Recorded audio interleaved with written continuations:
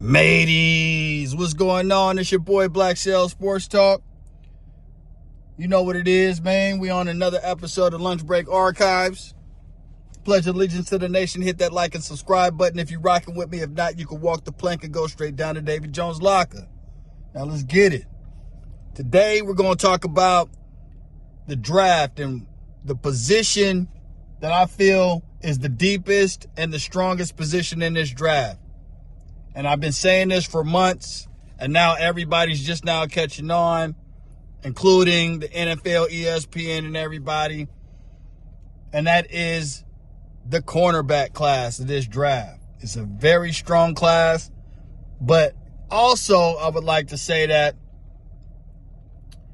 when you have a draft where the cornerbacks and the secondary is the strongest in the strongest position in the draft, that kind of means it's not a very strong draft. The reason why is because people covet people in the trenches, offensive linemen, defensive linemen, quarterbacks, wide receivers more than they would DBs and secondary, and linebackers. This is a very weak linebacker class. This is a very weak edge class, in my opinion. I do think it's some good quarterbacks out there, but I think that the DB class in this draft is the strongest and deepest. And I'm going to give you my top 5 corners in this draft in order, okay? Now, we have the Joey Porter Jr., we have Emmanuel Forbes, we have Devin Witherspoon, we have Cam Smith, Kelee Ringo. We have a bunch of DBs in this class that I give first-round grades to, okay? I think it could be as many as 5 to 6 corners, not including safeties.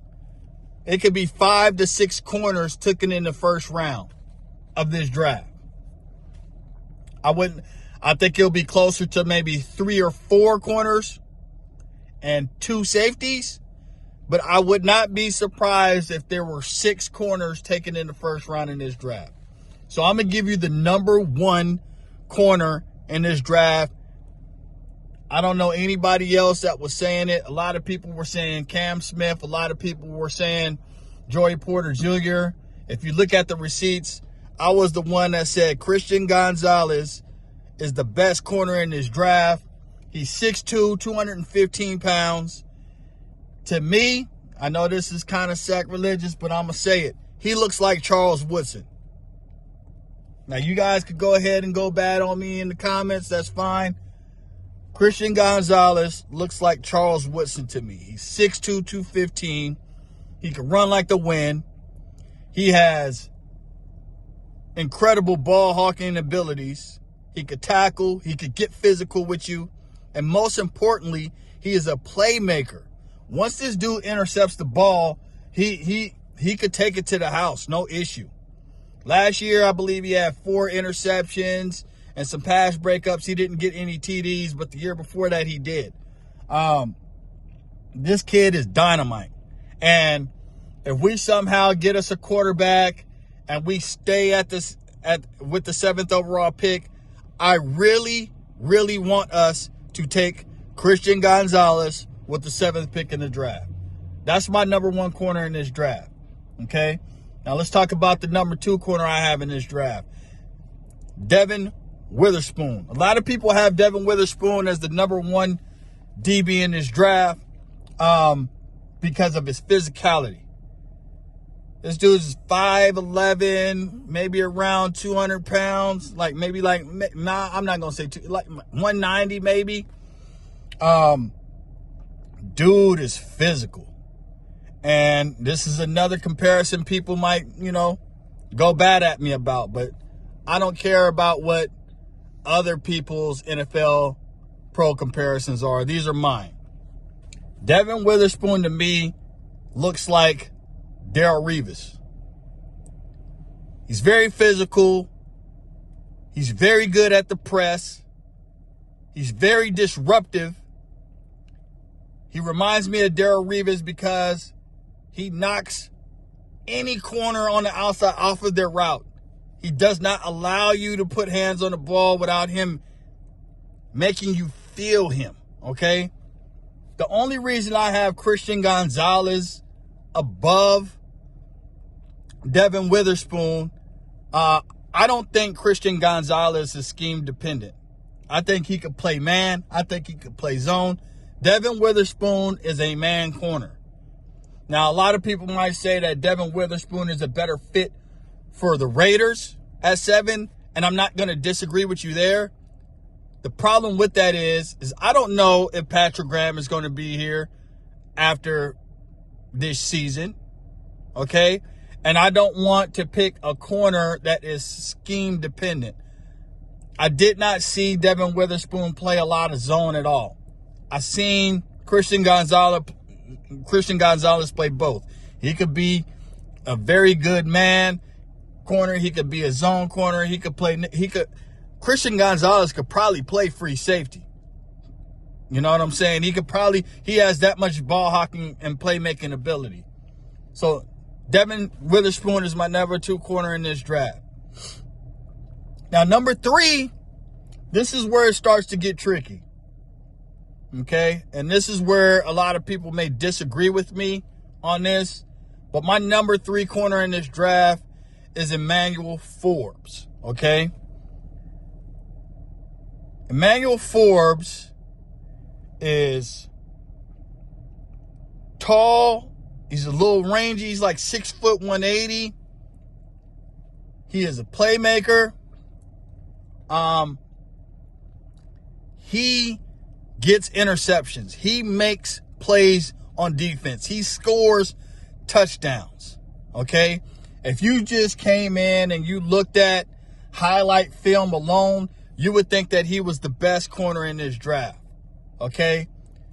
The issue I have with Emmanuel Forbes is he reminds me of a slightly taller Dante Hall. Okay? He's going to get you interceptions. He's going to get you some big plays. But just like Dante Hall or Trayvon Diggs, he's going to give up some big plays. Okay? Because he takes a lot of risk. I don't mind him taking some of those risks, and maybe that'll be toned down a little bit in the NFL. I think he does need to gain about maybe 5 to 10 more pounds of muscle to be more physical. But I think he's not scheme dependent, but he's not great in either or. I don't think he's elite at either or. I just think he's a good playmaker, very coachable. He's my number 3 corner in this draft. Okay? My number 4 corner in this draft. This is another tricky position, and I've been going back and forth if I want to put Joey Porter Jr. here or if I want to put Cam Smith here at number 4. Okay? I'm going to say that it's Joey Porter Jr. is my number 4 corner in this draft. A lot of you guys might think that I have him way too low. Some people think we could pick him number 7th overall. I think that Joey Porter Jr., okay, Joey Porter Jr. has the ability to be a shutdown, rangy man corner. The problem I have with him is that I don't know if he's Sauce Gardner or if he's Greedy Williams. I think that he has the highest floor out of all the corners in this draft simply because he is getting coached up by his father, who we know what Joey Porter did in the league, okay? So he knows football. His awareness is off the charts. He knows how to read offenses and knows how to predict wide receiver routes. I just think that he needs help with the run game. I think for his size and because he's like almost 6'3". I think he should be a lot more physical than he is given his size. Maybe that will change in the NFL, but looking at him at first glance, I did not think he was in the same conversation as Christian Gonzalez or Devin Witherspoon. I think that they're in a class of their own with these DBs. I think both of those two guys could get picked in the top 10. I see Joey Porter going somewhere in the 20s. Okay? I see Emmanuel Forbes possibly dropping into the second round. But we'll see. Okay? Which goes to my number 5 corner in this draft, which would be Cam Smith. Cam Smith was hard to grade because nobody threw to him. Okay? You got a really good glimpse of what he could do when they played Tennessee this year, and he was just physical, man. Disrupting wide receivers off of their routes.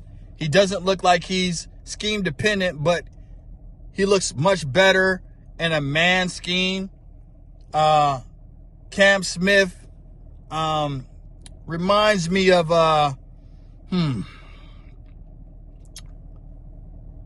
lot of people say like I read one website that said that he looks like AJ Terrell.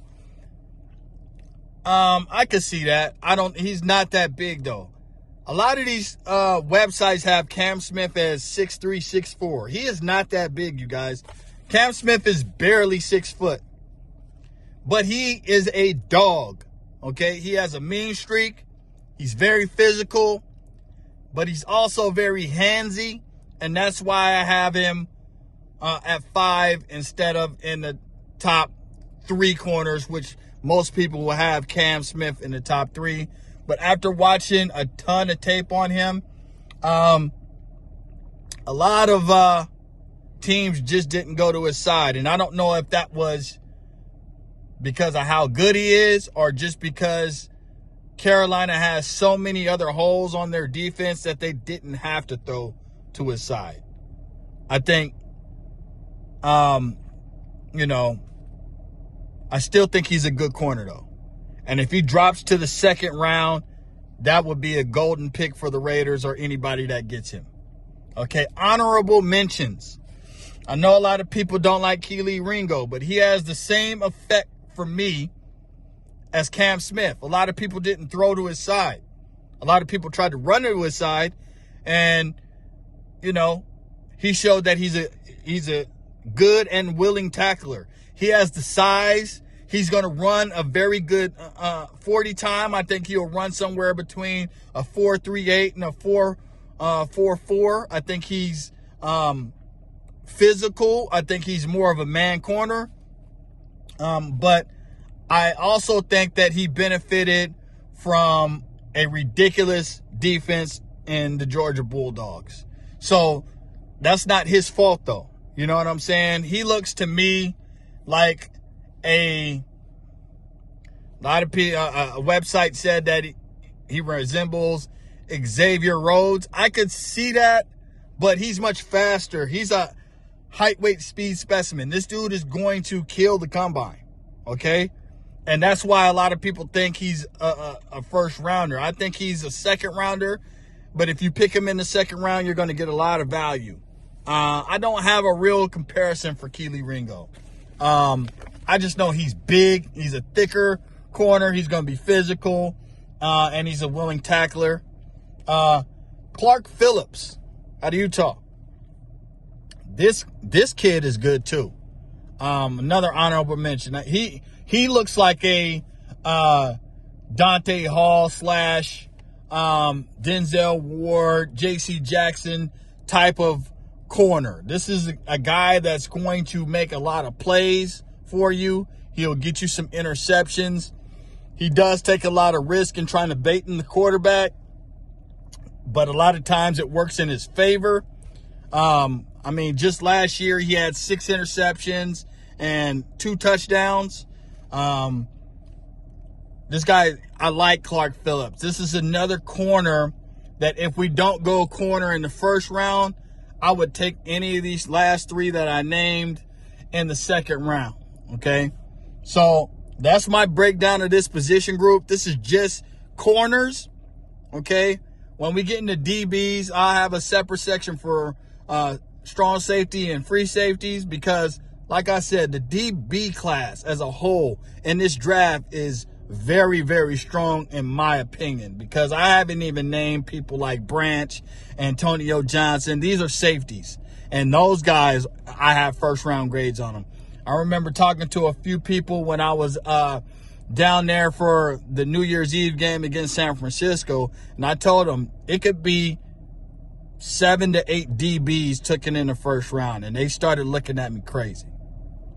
And I said, no, I'm for real. It could be 4 to 5 corners taken in the first round. It could be a good 2 to 3 safeties taken in the first round. This DB class is strong, but it could only be strong because the rest of the positions are weak.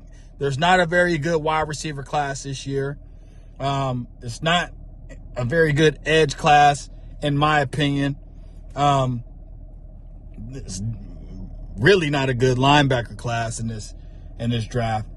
So as a whole, this draft is kind of on the weaker side. But when we're talking about position groups, look for the DB group to kill this combine and kill the first round of this draft. All right. If you guys think different or you have some comments, go ahead and comment below. And I'll get back at you. Until then, Black Sails out. Peace.